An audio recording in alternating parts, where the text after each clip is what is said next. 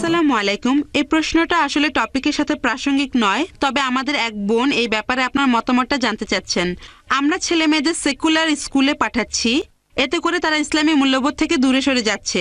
যদিও অনেক বোন মনে করেন ছেলে মেয়েদের সেকুলার স্কুলে পাঠালে কোনো সমস্যা নেই যদি তারা বাসায় ইসলামী শিক্ষা পায়। আপনি কি বলবেন? বোন, আপনি প্রশ্ন করলেন, আমিও একমত এটা টপিকের বাইরে, তবে চেয়ারপারসন অনুমতি দিয়েছেন, আমিও উত্তর দেব। আপনি প্রশ্ন করলেন যে আমাদের ছেলে মেয়েদের সেকুলার স্কুলে পাঠানো ঠিক হবে কিনা, আর ইসলাম শিখবে বাসায়। বোন, এই সেকুলার শব্দের মানে ঈশ্বরের সাথে কোনো সম্পর্ক নেই। যদি আপনার ছেলেকে কোনো সেকুলার স্কুলে পাঠান, সেকুলার মানে ঈশ্বর যেখানে গৌণ, তবে বুঝতে পারছি আপনি নন ইসলামিক স্কুলের কথা বলছেন, খ্রিস্টান মিশনারি স্কুল ইত্যাদি। তবে সেকুলার মানে ঈশ্বরের সাথে কোনো সম্পর্ক নেই।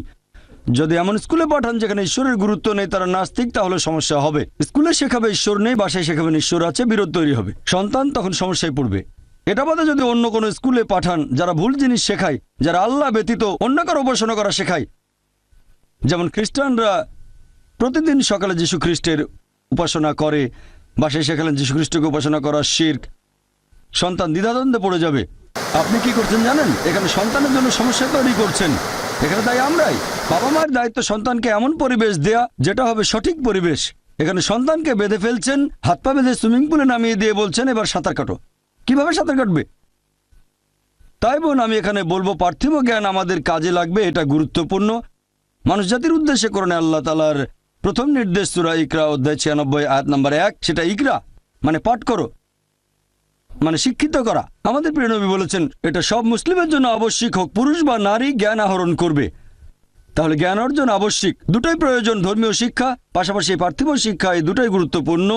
তবে সাবধান থাকবেন পার্থিব শিক্ষা গ্রহণ করার সময় ধর্মীয় শিক্ষা যেন পিছিয়ে না পড়ে, আর এখানে দুটোই থাকতে হবে। ভালো হয় সন্তানকে এমন স্কুলে পাঠান যেখানকার শিক্ষার সাথে বিরোধ নেই আল্লাহ সুবহানাহু ওয়া তাআলার নির্দেশের। তবে সবচেয়ে ভালো যে স্কুলে দুই ধরনের শিক্ষায় দেয়া হয়। চিন্তা করেন, এমন স্কুলে পাঠালেন যেখানে পড়ানো হয় ডারউইনের থিওরি, যে মানুষ বাঁদর থেকে এসেছে। আল্লাহ বলেছেন আমরা এসেছি আদম এবং হাওয়া থেকে। সন্তান দ্বিধাদ্বন্দ্বে পড়ে যাবে, কতগুলো দ্বিধা দূর করতে পারবেন? সবচেয়ে ভালো ইসলামিক স্কুল, কিন্তু দুর্ভাগ্যজনকভাবে আমাদের ইসলামিক স্কুলের সংখ্যা অনেক কম। তবে আলহামদুলিল্লাহ সুম্মা আলহামদুলিল্লাহ, এখন ভারত সহ পুরো পৃথিবী জুড়েই অনেক ইসলামিক স্কুল গড়ে উঠেছে। কিছু স্কুল ভালো মানের, কিছু মাঝারি মানের, আবার কিছু নিচু মানেরও আছে। এখন আমাদের উচিত তাদের সাহায্য করা যারা এরকম স্কুল চালু করছে। আলহামদুলিল্লাহ, আমাদের Islamic research foundation IRF educational trust 3 বছর আগে একটা স্কুল চালু করেছে বোম্বেতে। এটার নাম ইসলামিক ইন্টারন্যাশনাল স্কুল। আমরা চেষ্টা করি সন্তানদের সেই শিক্ষা দিতে যেটা আমরা পাইনি ছোটবেলায়, আমাদের যেটা ঘাটতি ছিল। এই স্কুল শুরু করেছি, আর ইনশাআল্লাহ এখানে ফর্মাল শিক্ষার পাশাপাশি এটাকে আমি সেকুলার বলবো না। অঙ্ক সাবজেক্ট সেকুলার না, বিজ্ঞান সেকুলার না, আমি এটাকে বলি ফর্মাল শিক্ষা, কারণ বিজ্ঞান একটা ইসলামিক সাবজেক্ট আমার মতে। অঙ্ক ইসলামিক সাবজেক্ট, বিখ্যাত অনেক গণিতজ্ঞ মুসলিম, বিখ্যাত অনেক বিজ্ঞানী মুসলিম।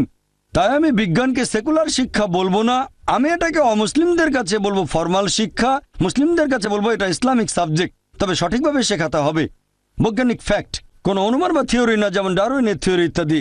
তাহলে আমাদের সন্তানদের সঠিক পরিবেশ দেওয়াটা গুরুত্বপূর্ণ।